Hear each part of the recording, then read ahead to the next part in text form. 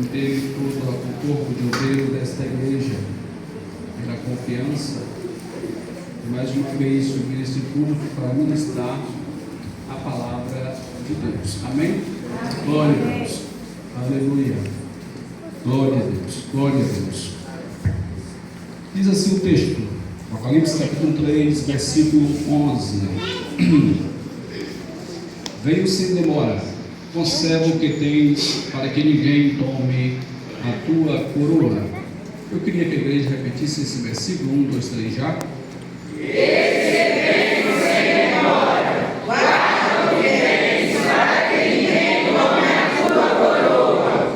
Me assento, orando e honrando a Deus, reverenciando a sua presença. Guarda o que tens. Aleluia. Apocalipse significa revelação. Foi escrito pelo apóstolo João, o qual também escreveu no Evangelho de João. Por isso mesmo ele era reconhecido como o evangelista. Ao mesmo tempo, ele escreve a primeira, segunda e terceira epístola, endereçada a todas as igrejas em todos os tempos. João era um dos apóstolos de Jesus, querido, amado. Era filho de Zebedeu, o qual era empresário na região. Era um microempreendedor, cuja área de empreendimento era a pescaria.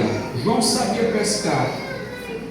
A profissão de João era de pescador, como alguns outros discípulos. João tinha 2 apelidos dados por Jesus. O primeiro apelido era de Boanerges. A palavra Boanerges significa filho do trovão. O outro apelido que alguns o chamavam era de o discípulo amado.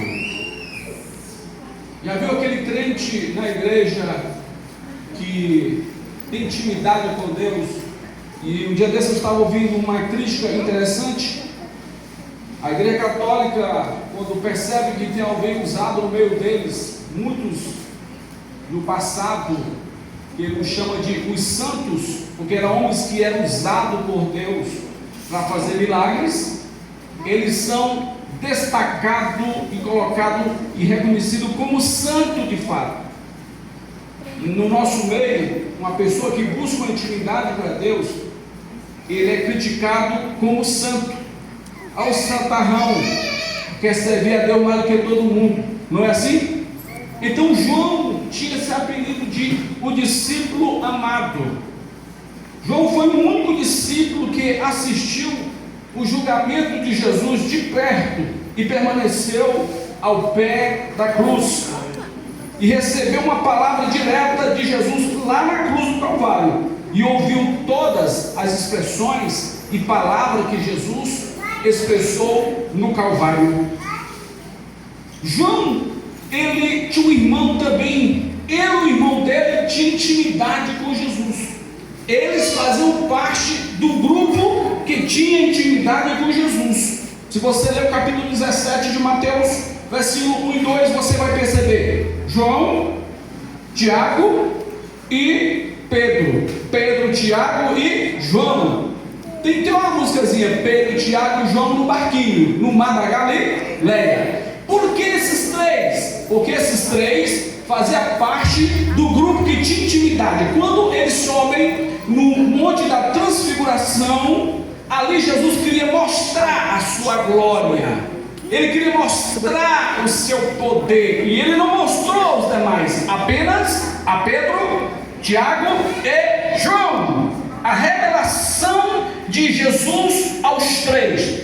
João, portanto, ele também tornou-se pastor de ovelha, e ele pastoreou por algum tempo a igreja de Éfeso. No ano 96 depois de Cristo, nesse tempo ele foi banido para a ilha Patmos.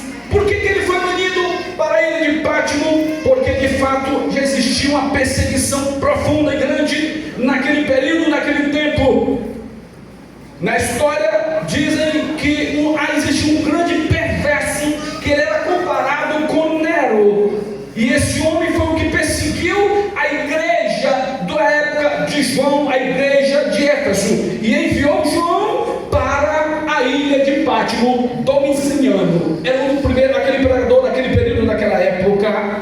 Nesse aspecto e nesse momento, nesse ponto aqui em que João está na ilha de Patmos, ele tem revelações de Deus. Deus se revela a João de forma extraordinária. Apocalipse capítulo 1, versículo 1 diz: revelação de Jesus Cristo, que Deus deu-lhe para mostrar nos seus servos as coisas que em breve deve acontecer, e que ele, enviado por intermédio do seu anjo, notificou ao seu servo João.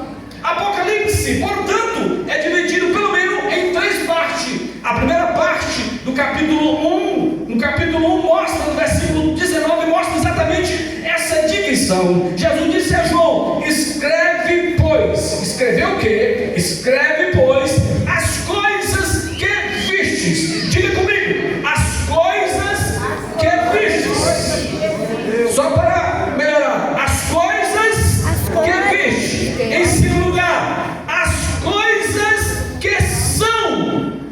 A igreja, as coisas que são. Em terceiro lugar, as coisas que hão de acontecer. A igreja, as coisas que hão de acontecer.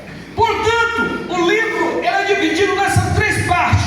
Na primeira parte, relaciona-se com a própria pessoa de Jesus, a revelação das coisas passadas, a revelação da própria pessoa de Jesus a João. A segunda parte do livro é concernente à igreja, as coisas presentes, relacionadas no capítulo 2 até o capítulo 3, a igreja da era. Da terceira parte do livro é concernente às nações gentílicas e também o estabelecimento do reino milenar e da igreja, o reino milenar de Jesus na terra. Apocalipse capítulo 4, versículo 22, relaciona-se às coisas que ainda hão de acontecer. Apocalipse capítulo 3 fala da igreja no passado. Mas antes de eu começar a falar da igreja no passado, o que e como ocorreu em cada período do século, deixar-lhe mostrar um pouquinho mais para você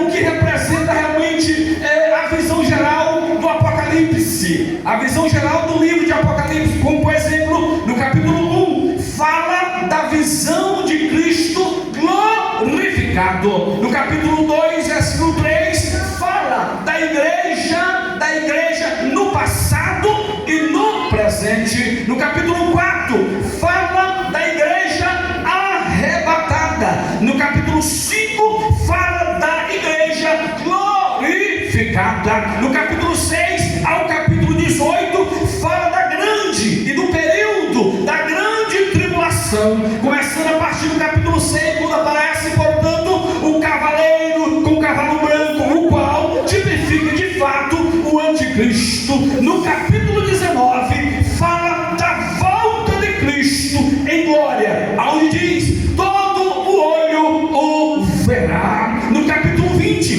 fala do milênio e do juízo final. No capítulo 21 e o capítulo 22, fala do novo céu e da nova terra, ou seja, do perfeito estado eterno estabelecido pelo próprio Deus entre os céus e a terra. Agora percebam, no capítulo 2, no capítulo 2 e no capítulo 3, fala da igreja no passado e no presente. As 7 igrejas aqui abordadas representam 7 períodos da história da igreja universal como corpo de Cristo. Quando eu falo da igreja universal, eu não estou falando da denominação universal, eu estou falando da igreja invisível, no sentido global, no sentido de universo que habita a terra. A igreja igreja universal. A igreja, por exemplo, a igreja de Éfeso, no capítulo 2, ao versículo 1 e 17, Éfeso significa a igreja amada, a igreja desejável, é a igreja do amor decadente, representada aqui no primeiro período do século I, isto é, a igreja apostólica. Lembra aquela igreja que ajudava, aquela igreja que apoiava, aquela igreja que contribuía, aquela igreja que evangelizava, aquela igreja que ganhava alma e cada dia acrescentava o Senhor mais alma naquela igreja? Sim, esta igreja entrou no estado de decadência espiritual. Ela estava perdendo o fervor espiritual, ela estava perdendo o amor espiritual, o amor fraternal. Já ninguém dava importância mais para ninguém, cada um por si, como dizem, e um e cada um por si, e todo e Deus por todos. Assim a igreja de Éfeso estava perdendo o sentido de ser igreja. Já percebam, a igreja de Mirna, o que significa Esmirna? A palavra Esmirna significa amargura, é o termo correspondente à substância da mirra, que tornou-se símbolo de morte, ou seja, é uma igreja que passou por prova, é uma igreja que passou por tribulações. Corresponde, portanto, ao período dos anos 100 ao ano 300, ou aos anos 300, ou seja, no século I, no século II, no século III. A igreja de Mirna, ela é representada nesse período da história, no século I, no século II, no século III, e foi a partir daí que o imperador Constantino aboliu as perseguições à igreja. Mas nesse período a igreja sofre perseguição. Daí uma palavra profética do próprio Deus à igreja de Esmirna, que diz: guarda o que tens, para que ninguém tome a tua coroa. Aleluia. Ser fiel até a morte, e dar-te-ei a coroa da vida. A igreja de Esmirna, ela teve essa palavra de motivação, mas dado esta coligação com o Estado, ela perde o sentido de ser igreja e tornou-se então uma igreja perseguida, uma igreja que foi lançada na cova dos leões, uma igreja que foi lançada no Coliseu de Roma, onde era tida como uma igreja que foi massacrada, uma igreja que era escarnecida pelo imperador e pelas pessoas. Eles corriam com medo dos leões, corriam com medo dos grandes gladiadores, com medo da morte, mas mesmo assim tornaram-se fiel até a morte, porque tinha garantia da vida eterna. Aleluia. A igreja de Pérgamo, por exemplo, Pérgamo significa casamento, é a igreja mundana e representa a igreja dos anos 313 aos anos 600, porque nesse período a igreja se une com o Estado, tornou-se coligação com o Estado. É um perigo muito grande quando a igreja confunde a política com a religião e assim sucessivamente. Constantino, por exemplo, parou de perseguir a igreja e a igreja se sente um pouco de liberdade para interagir com a política. Nesse aspecto, a igreja se confundiu. Houve uma mistura de quê? Uma mistura de credo, uma mistura de doutrina, uma mistura de adoração. As pessoas faziam o que queria na igreja, então a igreja estava confusa, a igreja estava bagunçada, a igreja estava misturada, tornou-se mista, porque realmente deixou de ter identidade, perdeu então a sua identidade. É lamentável quando a igreja chega nesse período, já que a igreja de Tiatira significa sacrifício, sacrificar sempre. A igreja também aqui de Tiatira, ela é tida como uma igreja profana, porque representa a igreja do século 600 a 513, que continua o mesmo processo da igreja do passado, continua o mesmo projeto de coligação com o Estado, continua o mesmo projeto de mistura, e então precisava de pessoas corajosas para se levantar, para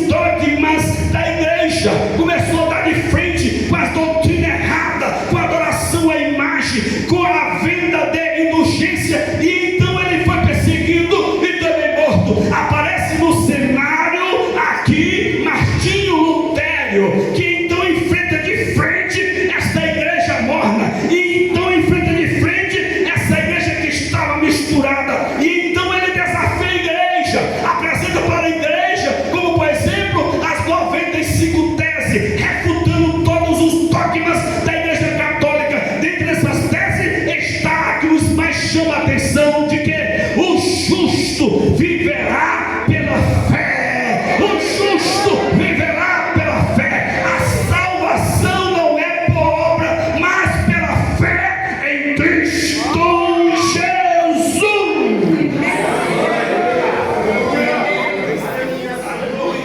Glória a Deus. Então essa igreja viveu um período de 600 a 517, ou seja, do século 6 ao século 15. Essa igreja estava vivendo de fato uma vida muito fora do padrão da palavra de Deus. A salvação era vendida. Pessoas que tinham riquezas, tinham condições, já tinha terra no céu. Era chamada de indulgência. Já vendia a salvação. Ó, se você me der essa terra, eu te garanto um pedaço, uma terra, um local, uma casa, uma mansão no céu. E assim sucessivamente. Martinho Lutero é levantado por Deus para desfazer todo esse projeto, todo esse tipo de dogma ou doutrinas que foi implantada na igreja. Daí surgiu a igreja reformada. Daí surgiu a igreja transformada. Daí surgiu a igreja protestante. E assim sucessivamente. A igreja de Sardes já está no capítulo 3, versículo 1 a 6. Significa, a palavra Sardes significa os que escaparam, ou seja, os remanescentes. É a igreja morta, representa a igreja do período do século XV ao século XVIII. Tempo este que Deus começa então a levantar aqui os heróis da fé. Quantos aqui já ouviram falar dos heróis da fé? Quantos?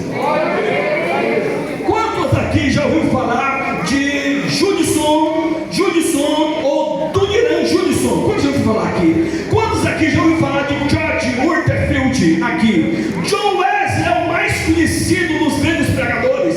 John Wesley é o mais conhecido da nossa geração. Aleluia! E muitos outros, como Jonathan Savonarola e outros pregadores desse período. Esses homens revolucionaram a igreja deste período, porque a igreja, apesar de ter passado pela reforma, mas precisava de ser avivada. Homens que Deus levantava, eram homens que tinham unção de Deus. Ah, meu Deus do céu!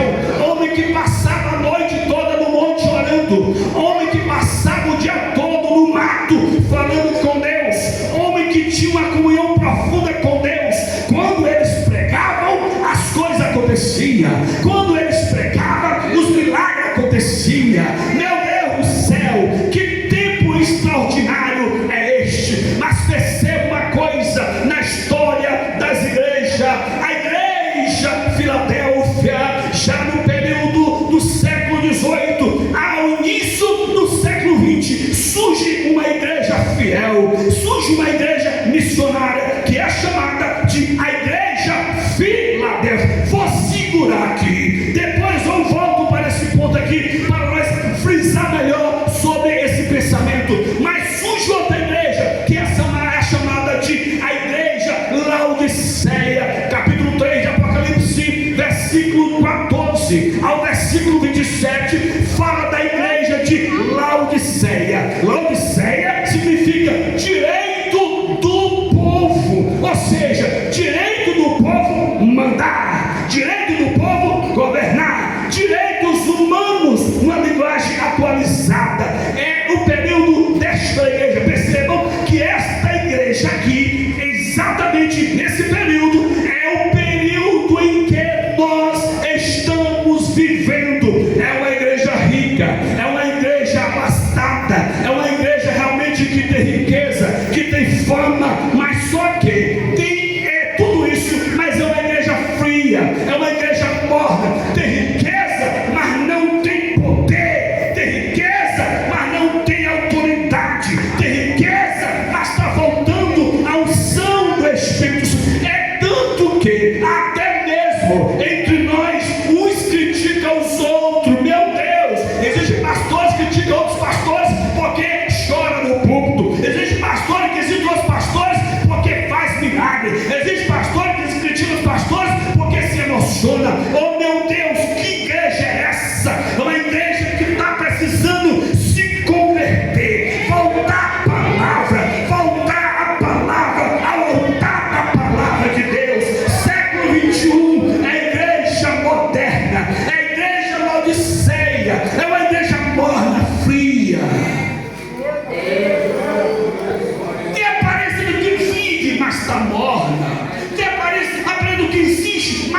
está morta.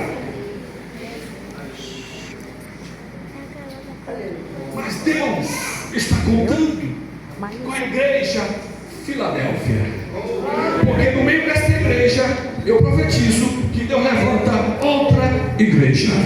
Aleluia. E é nesse ponto aqui que eu quero ficar com os irmãos. Aleluia. A igreja Filadélfia, a palavra Filadélfia significa amor fraternal. Aleluia. É a igreja avivada, é a igreja missionária.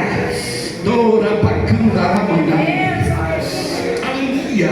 É a igreja avivada, é a igreja missionária. Esta igreja representa a igreja cristã na sua fase avivada e missionária. Aleluia. É uma igreja pentecostal, é uma igreja que crê nos dons do Espírito, é uma igreja que faz milagre, é uma igreja que vive o que prega e prega o que vive. Aleluia. Esta é a igreja que eu acredito que vai participar do arrebatamento. Você acredita comigo? Aleluia. Você acredita comigo? Aleluia. Aleluia. A esta igreja Jesus elogia. Oh glória. Perceba o que Jesus fala para essa igreja. Eu tenho, disse Jesus a esta igreja, a chave de Davi. Ele diz: conheço as tuas obras, tenho posto uma porta aberta diante de ti, tens poucas forças, mas guardaste a minha palavra, por isso eu te amei.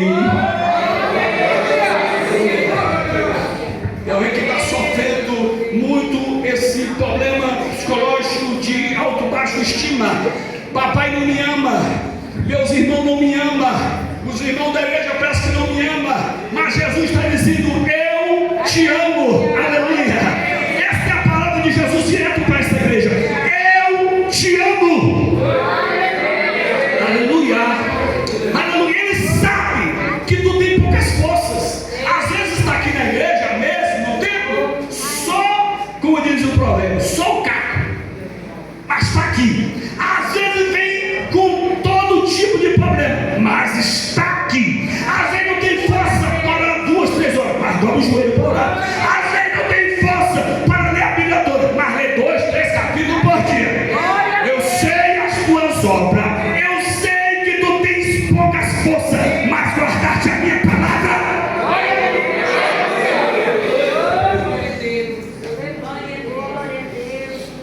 Para esta igreja as portas se abrem. Para esta igreja o controle está na mão dele. Para esta igreja ele abençoa você. Mas perceba que mesmo assim ele preocupa-se com esta igreja. Ele está preocupado com essa igreja, a igreja de Filadélfia.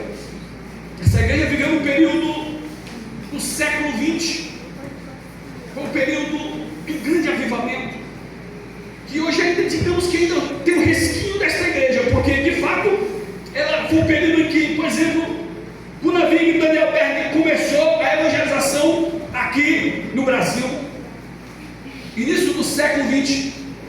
Então o que acontece? Nós somos remanescente desta igreja. Diga comigo, glória a Deus. Glória a Deus. Quantos acreditam nesse mistério? Aleluia.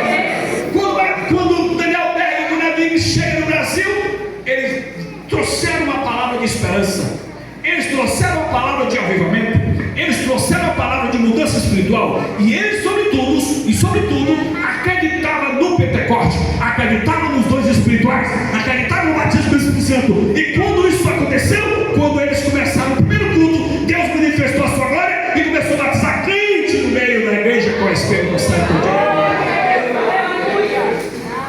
Então eu ainda acredito, nós ainda acreditamos que fazemos parte desta igreja. Eu faço parte, você faz parte. Quantos fazem parte dessa igreja?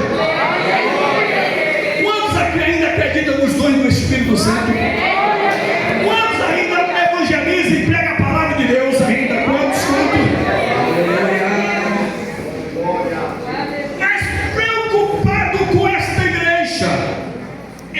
traz uma palavra de advertência. Ele diz: guarda o que tens. Guarda o que tens. Venho sem demora, mas guarda o que tens, para que ninguém tome a tua coroa. Pergunta que não quer calar é: o que a igreja tem? Porque ao contrário dessa igreja aqui, a igreja de Filadélfia, a igreja da Laodiceia tinha demais. Quer ver, por exemplo, abra bem com vocês, Apocalipse capítulo 3, versículo 17. Pois a igreja da Laodiceia dizia: eu estou rico, abastado, e não preciso de coisa alguma.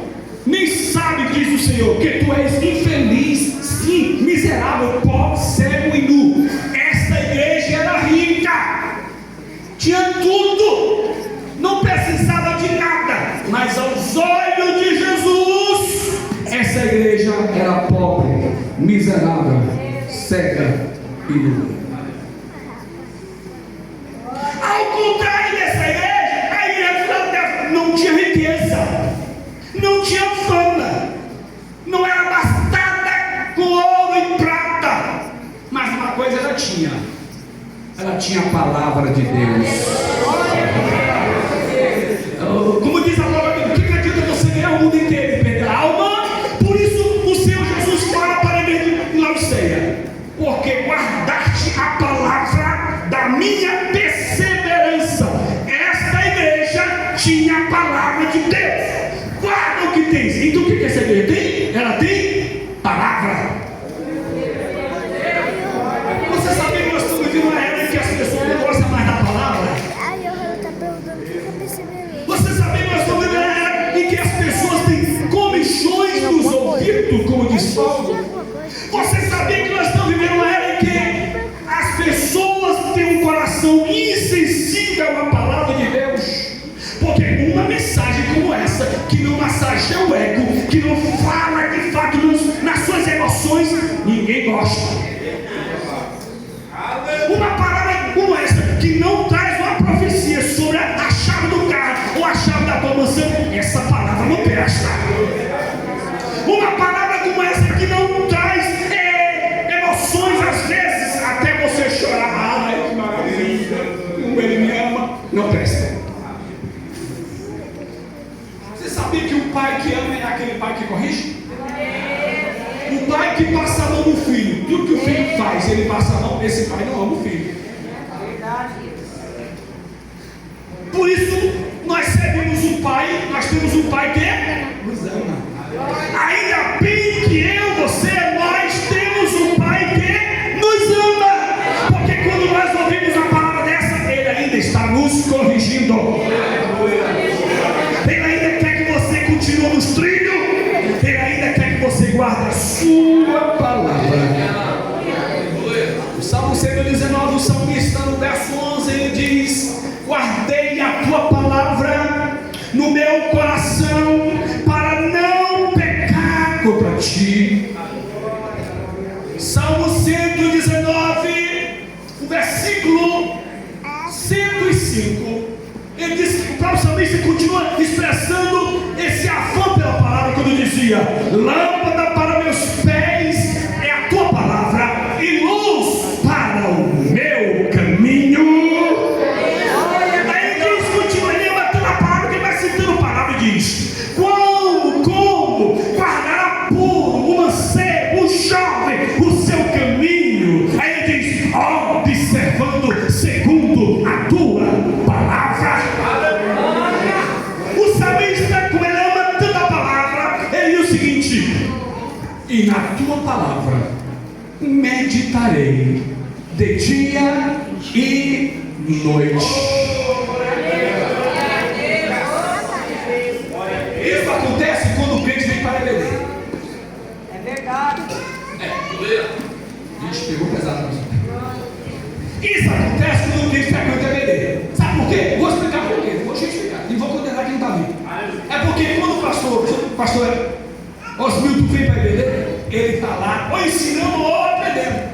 E ele vai para casa com aquela palavra que ele ouviu ou ensinou. Chega de tarde, ele fica matutando, como diz o nordestino. acreditando, deixa eu conferir na palavra. Ele fica imaginando, pensando, remoendo aquilo que ele ouviu, que ele aprendeu. À noite ele está aqui, ouvindo de novo a palavra. Qual é o resultado disso, irmão? É cheio do Espírito Santo. Isso significa meditar, refletir na palavra. Por isso o salmista diz: e na tua lei meditarei de dia e de noite. De noite você lê a palavra, e de dia você medita. De dia você lê a palavra, e de noite você medita. De noite você lê a palavra, de dia você medita. Pastor, não tem tempo para ler de dia a palavra, então você lê de noite e medita de dia. Porque a palavra que você lê de noite, ela fica guardada no coração. E se está guardada no coração, não tem motivo para você pegar. Porque quando o diabo vem com o pecado, ela é como uma espada afiada que consome, que corta no meio todos os laços.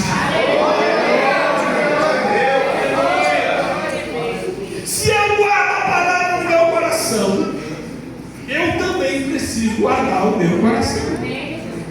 Porque o meu coração é como um cofre que tem tesouros, que está guardado. Esse cofre não pode estar aberto. Logo diz Provérbio 4:23, quando diz: sobre tudo que se deve guardar, guarda o teu coração, porque dele procede as fontes da vida. Coração aqui, nesse aspecto, não é a bola de carne que você carrega no peito. Coração aqui é a tua alma, é a tua mente.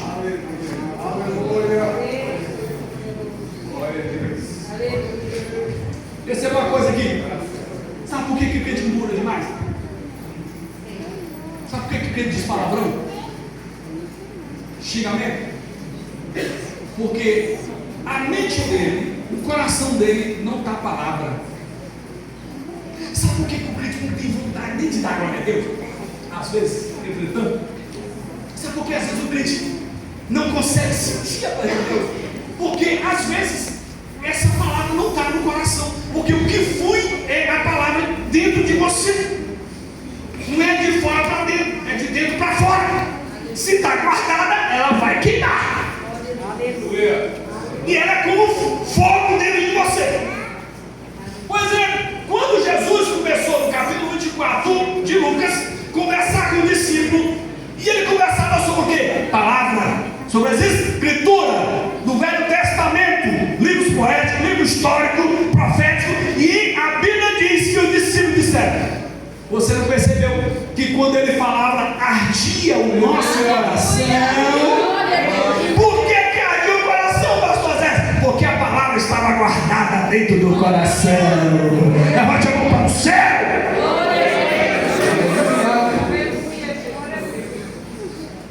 Segundo lugar, o que devemos guardar, pastor? Guardar a coroa. A igreja pode não ter fama, pode ter dinheiro, pode ter prata, ouro, etc. Mas uma coisa ela tem: primeiro, a palavra; segundo, a coroa. Que coroa é essa, pastor? Quando nós falamos de coroa, às vezes tem na nossa mente a imagem de uma coroa, de um rei ou de uma rainha, não é verdade?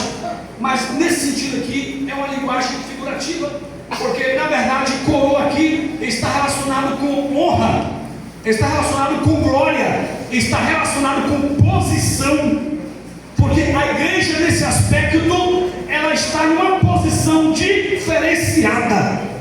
Por exemplo, Salmo 8, verso 5 diz: fizeste, no entanto, por um pouquinho menor do que os anjos, e de glória e de honra o coroaste. Nesse aspecto, coroa aqui fala de honra, coroa aqui fala de glória, coroa aqui fala de posição. A igreja está numa posição privilegiada. E que coroa é essa, pastor? É a chamada na Bíblia de a coroa da vida eterna. É chamada na Bíblia de a coroa da salvação, porque ao mesmo tempo essa salvação representa um presente de Deus para você, um presente de Deus para nós. Por que o presente, pastor? Porque Paulo, no capítulo 2 de Efésios, ele diz no versículo 8 que nós não somos salvos por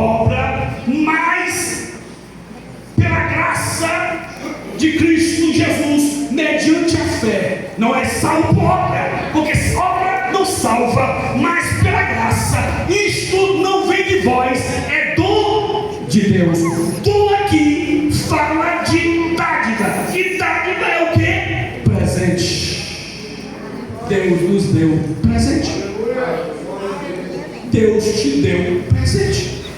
E às vezes nós não estamos guardando os presentes que Deus nos deu. Guarda o que tens para que ninguém tome a tua coroa. Agora a pergunta que se faz é como guardar. Essa é uma questão. Como guardar o que temos? Se para mim guardar uma coisa dentro do cofre, eu preciso ter o segredo e a chave do cofre. Eu preciso ter esta chave. Só que existem portas que estão abertas e não tem como fechar, porque também não tem tancas, não tem fechaduras. Nesse aspecto, perceba uma coisa: é preciso fechar as portas. Se ele está pedindo para nós guardarmos o que temos, significa dizer que existem pessoas querendo tirar de você o que você tem. Existe alguém que está procurando tirar o que você tem. E o que nós temos? Nós temos a palavra, nós temos a coroa, nós temos a salvação, nós temos a vida eterna em Cristo Jesus. Existem pelo menos 3 grandes inimigos que você tem que vencer. Primeiro, você mesmo.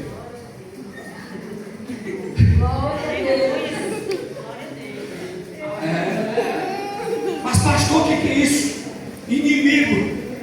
Pastor, o que é isso? Eu sou inimigo. Sim, a tua natureza pecaminosa é o nosso inimigo número 1. Segundo, o mundo, o sistema. Terceiro, o próprio Satanás. Por que, pastor, que você tem que vencer a você mesmo? A Bíblia diz: não ameis o mundo nem as coisas que no mundo há. Porque no mundo há o quê? A concupiscência dos olhos e a concupiscência da carne. Isto é do mundo. E o Pai não ama o mundo, porque o amor do Pai não está no mundo. Agora perceba: a concupiscência dos olhos e a soberba da vida, isso é o que nós carregamos diariamente. Então é um inimigo que você tem que vencer. Você não pode deixar ele te subjugar. Você não pode deixar ele te vencer. Você não pode deixar ser dominado pelas concupiscências. Você não pode ser dominado pelos desejos descontrolados da carne. Tem pessoa que está vivendo descontroladamente pelo desejo da carne e não consegue se controlar. Se ele pisar no meu pé, eu mete ataca. Não é assim? Tem uns vídeos por aí que a mãe do Senhor ouviu uma voz dizendo: mete o tapa nele. É o diabo que ela está ouvindo. É o crente carnal. Irmão, está cheio no século XXI. Aqui na igreja é uma santidade, mas em casa. Ixi, quando eu doutrina deixa para lá, porque pastor, desculpa. Deixa o pastor falar. Agora vamos voltar aqui. Então observa: esses inimigos querem roubar o que nós temos. Esses inimigos estão diuturnamente, diz Pedro, que Satanás, o diabo, anda ao nosso derredor com o leão rugindo, procurando alguém para tragar. Aí Jesus disse: na verdade, o espírito está pronto, mas a carne é fraca. Aí o crente diz: se a carne é fraca, então eu vou dar a vez a pena para ela do pecado. Não é verdade? Aí não tem tempo para ler a palavra. Misericórdia, estou tentando sair, não estou conseguindo, volta de novo. Aí não tem tempo para a palavra, tem tempo para o Instagram, para o Facebook, tem que passar 2 horas lá com o celular, chega a ficar cansado. Cansa. Mas para a palavra não tem tempo.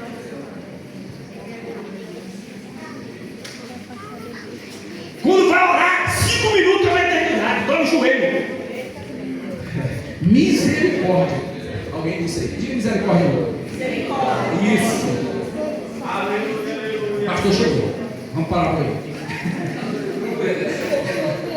Meu querido, Satanás quer tirar o que você tem. Acorda, igreja. E como é que ele faz isso? Através do olhar e do ouvir. que você está vendo? O que você está ouvindo? Meu Deus. O que nós estamos vendo e o que nós estamos ouvindo. Essas são as chamadas de porta de entrada para a mente e para o coração. E lá ele rouba tudo. Aí tem crente anêmico dentro da igreja, frio, desanimado, nunca tem vontade de orar, não tem vontade de buscar para Deus, não tem vontade de falar línguas estranhas, não tem vontade de buscar o mundo espiritual, não tem vontade de profetizar, não tem vontade de ter revelação de Deus, não tem vontade de nada. Está fio gelado morto, está dentro da igreja, porque está morto espiritualmente. Sabe por quê? Porque o inimigo entrou pelos canais dos olhos e da visão dos ouvidos, e então ele está dentro do coração dele, está toda abominando, toda frente espiritual, então ele não consegue mais buscar para ele resultado. Deixa a igreja, não vamos à igreja, deixa de servir a Deus, vai para o mundo de pecado. É o inimigo bate palma. Jesus está dizendo que nós devemos guardar o que nós temos, porque Ele está vindo buscar a sua noiva. Por isso Ele disse: eu venho sem demora, eu venho sem demora. Guarda o que tens para que ninguém tome a sua coroa. Uma coisa é certa, Jesus Cristo está vindo buscar a igreja. Por isso Jesus disse mesmo uma expressão: quando o Filho do Homem voltar, achará por acaso fé na terra? Porque as coisas estão desandando nesta geração. E se a gente não tiver cuidado, a gente fica para trás, como as 5 vigilocas que não vigiaram por coisas banais, elas ficaram para trás. E a maioria que vai ficar para trás é maior do que a maioria que vai subir. Deixaram para trás. Veio se embora. Pastor, já estamos vivendo mais de 2000 anos. Jesus voltou por quê? Estamos reacreditando nessa revelação, nessa profecia. O problema é que o tempo de Deus não é como o nosso tempo. Eu tenho outra mensagem interessante sobre isso. O tempo de Deus não é o nosso tempo. Vou pincelar, percebam. O próprio Pedro dizia que um dia para Deus é como 1000 anos. Então, se um dia para Deus é como 1000 anos, em que período de ano nós estamos vivendo para Deus? Nós estamos vivendo o terceiro dia. Eu sempre digo, no terceiro dia as coisas vão mudar. No terceiro dia as coisas acontecem. Porque no terceiro dia ele ressuscitou. Então aconteceu milagre. Diga para mim isso. E se no terceiro dia equivale a 3.000 anos, então nós estamos no período do terceiro dia. Nós estamos no período do terceiro dia. Já passou 1 ano, 1000 anos, 2000 anos, estamos no período entrando para o terceiro milênio. Então perceba uma coisa que eu vou falar para você nesse momento. Se nós estamos nesse período e as pessoas estão achando demorada demais, isso aí é fichinha para Jeová, porque isso equivale a 3 dias para ele, ou a 2 dias. Está me entendendo? Diga amém. E por que, pastor, que ele não veio? Pedro explicou, e ele disse no capítulo 3, versículo 9 da sua terceira carta. Ele disse: não demora o Senhor a sua vida como alguns têm importativo, mas ele disse: ele é longânimo para convosco. Aí eu fui pesquisar a palavra longânimo. A palavra longânimo significa paciência. Paciência de quê? Paciência de Deus. Deus é paciente para com o homem. O problema é que as pessoas estão brincando, não está nem Deus está tendo paciência. Volte, meu filho, volte. Nós não estamos nem aí. Por isso, para alguns está demorando, mas para aquele que espera a vida de Jesus, pode ser agora, pode ser hoje, pode ser nesse momento. Não importa. Não importa se vai demorar mais 1000 anos, 3000 anos, não importa. O que importa é que você está preparado para subir no arrebatamento dele. Fica de pé, por favor. Fica de pé.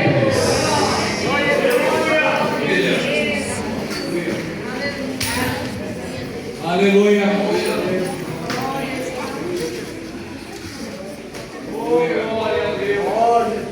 O apóstolo Paulo mesmo já falava sobre isso. No capítulo 4 da sua primeira carta aos Tessalonicenses. Ele disse que o Senhor mesmo dá a sua palavra de ordem. Ouvir a voz do arcanjo, ressoar a trombeta de Deus, descerá do céu com voz de alarido. Os mortos em Cristo ressuscitarão primeiro. Depois nós, os vivos que ficarmos, subiremos ao encontro do Senhor nos ares.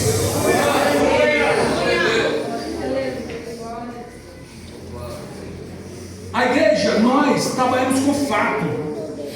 O arrebatamento da igreja não é imaginação da teologia cristã e nem da mente nervosa dos teólogos e de pastores. Não é.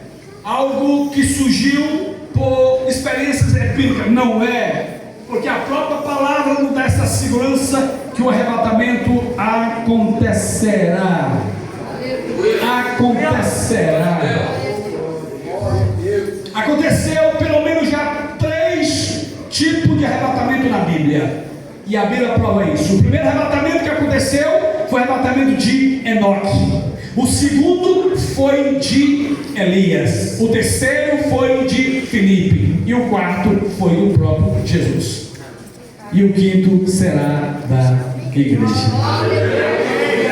Aleluia. Você acredita nesse negócio?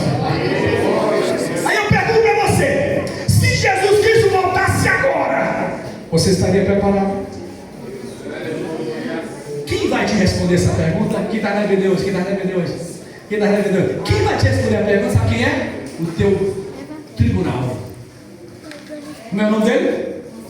Consciência. Quem vai te responder essa consciência que você tem? Se Jesus Cristo voltasse agora, diz a tua consciência: tu voltaria agora? Ou tu estaria preparado agora? Essa é uma questão séria. Porque é a tua consciência que vai dizer se você realmente está preparado ou não. Ou ela está dizendo: tu tem que confessar, tu tem que abandonar, tu tem que rejeitar, tu tem que carregar a cruz, tu tem que rejeitar o pecado, tu tem que crucificar a tua carne. É a tua consciência que vai dizer, não é eu. Amém. Eu queria que vocês fechassem os olhos. Se essa palavra falou contigo esta noite e você precisa fazer um conselho com Deus, a hora é agora. Jesus está de braço aberto para te abraçar. As pessoas, pastor Almir, teólogo Natanael, estão esperando Jesus hoje. Amém? Por isso, sabe por que as pessoas estão nessa expectativa? Por causa dos acontecimentos que representam os sinais da vida de Jesus. Por causa dos terremotos, das guerras, dos maremotos. É ou é? E tem gente que está na expectativa tão grande como se ele voltasse agora. Amém, glória a Deus por isso. Ai, quem dera se ele voltasse agora. Seria maravilhoso. Mas eu tenho um pensamento um pouco oposto disso, sabe por quê? Porque, biblicamente falando, ele virá quando as pessoas não estarão nessa expectativa, nesse afã de esperança. Sabe por quê? Porque assim como foi no dia de Noé, também será na vida de Jesus. O que aconteceu no dia de Noé, pastor Zé? Acontecia que eles comiam, casavam e davam-se em casamento. Acontecia que eles trabalhavam, viviam uma vida normal e comum. Ninguém esperava nada diferente acontecer. Nada vai acontecer. Vamos trabalhar, comer, casar, nos divertir, pular, saltar, dar em casamento, porque nada vai acontecer. Assim as pessoas estão vivendo dessa forma. Estão trabalhando, estão vivendo a sua vida particular, estão lutando. Amém, glória a Deus por isso. Estão lutando para ter um plano melhor, para a riqueza da sua casa. Glória a Deus por isso. Isso é uma vida comum, natural. Mas a maioria não está esperando o arrebatamento da igreja. É exatamente nesse ponto que Jesus Cristo virá. E se Jesus Cristo falou contigo hoje, a hora é agora. Senhor, nós queremos te louvar. Eu quero te louvar pela tua palavra. É a tua palavra, Jesus, unicamente a tua palavra, porque nós amamos a tua palavra. Que todos que ouvirem a tua palavra possam ser alcançados, possam refletir em profundidade na sua própria vida, olhar para si mesmo, como fizeste o filho pródigo, que fez uma análise de consciência, olhou para si mesmo, precisou voltar. Meu Deus, que nesta noite o Senhor alcança vidas que ouviram a tua palavra, em nome de Jesus.